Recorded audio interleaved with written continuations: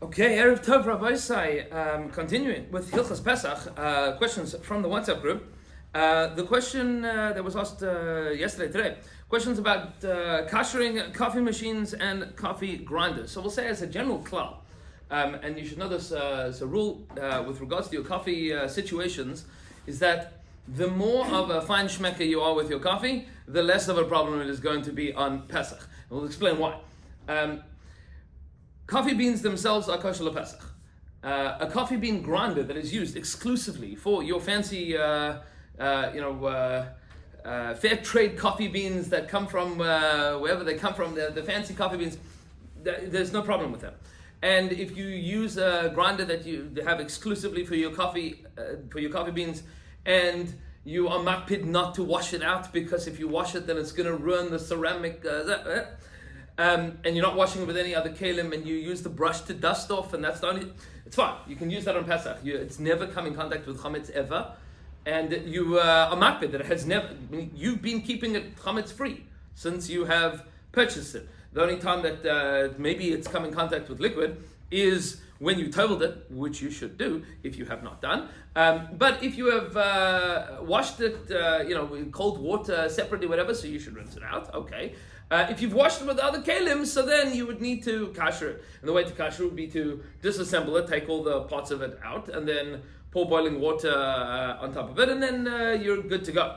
That's with regards to the coffee grinder. What about the coffee maker? So again, if you have like the fancy coffee machine, the espresso machine that you're fine tuning the dial settings of the thing, and you've also made sure that it doesn't come in contact with anything else. But if you have washed it with other stuff, that would require hagala, pouring with boiling water. Yeah, Dr. Tal, what do you say?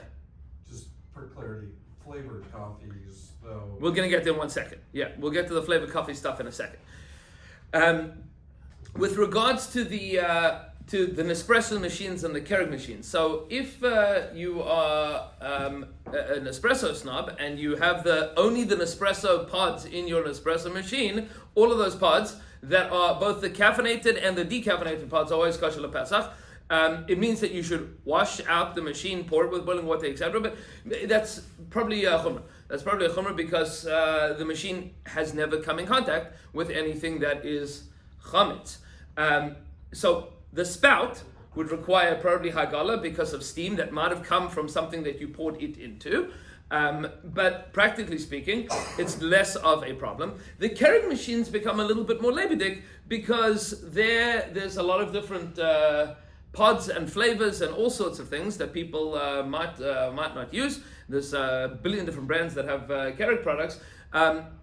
To which end one would need to for sure do hagala on all of those machines if you've used them for any of these things. Now, general rule is both whether you've used the flavored stuff or you haven't used the flavored stuff, assuming that please God all of it is kosher, and you should check because not all the Keurig things are kosher.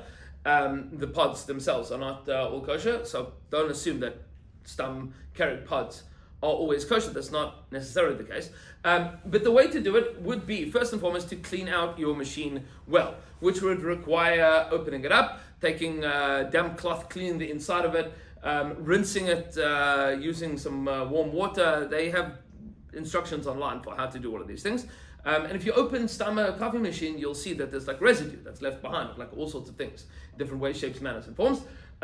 So you have to clean all of that out. Once it's cleaned out, the appropriate thing to do is to wait 24 hours, and that way any blias, any flavors that have been absorbed into the body of that machine will become pogum. They will no longer be effective because they wouldn't be tasty flavors, they would be stale flavors 24 hours afterwards. And then you're going to do irui, because hagala isn't really going to work so well, meaning putting the whole thing in boiling water means you probably have to buy a new coffee machine. But you're going to do irui, you're going to pour over boiling water that came straight out of the urn or the kettle as soon as it's boiled. You're going to pour it over the top of the spout. Inside the spout, open the machine up inside the area that the pot goes, and then it's kosher. And then you are good to go. That is all assuming that you kasher plastics.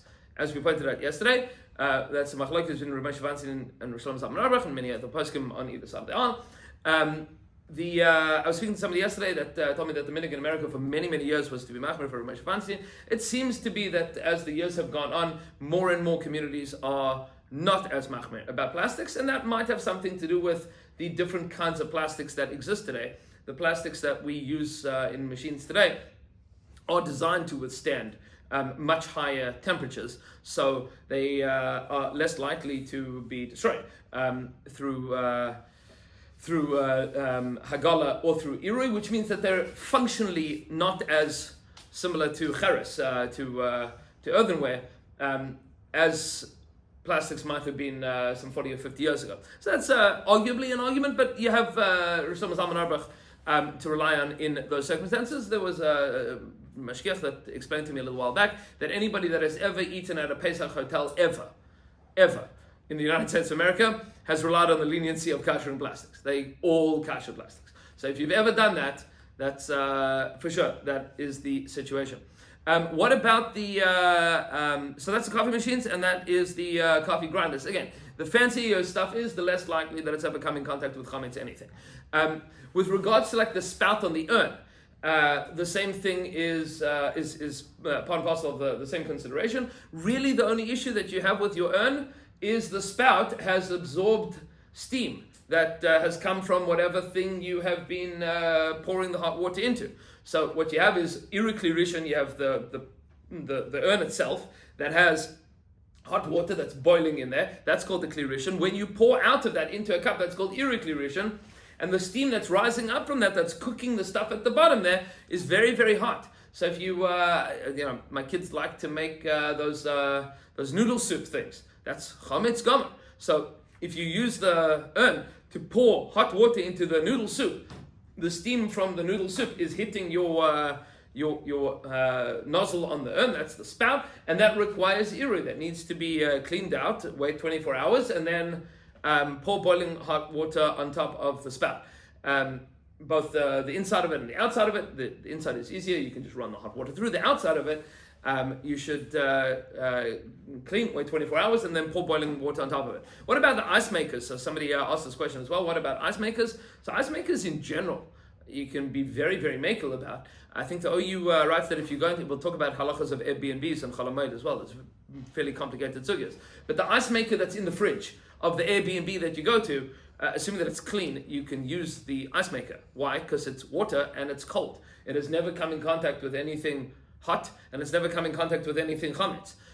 If you have an ice machine that you have on your counter, so you should probably wash it out. You should probably wash it out, rinse it out using cold water. But the likelihood of there ever being chametz that gets into that is pretty slim, unless it's like wide open and things are splashing into it. But that's general principles for the coffee machines, the grinders, and the ice makers. Be'ez Hashem Yisbarach, to be continued tomorrow.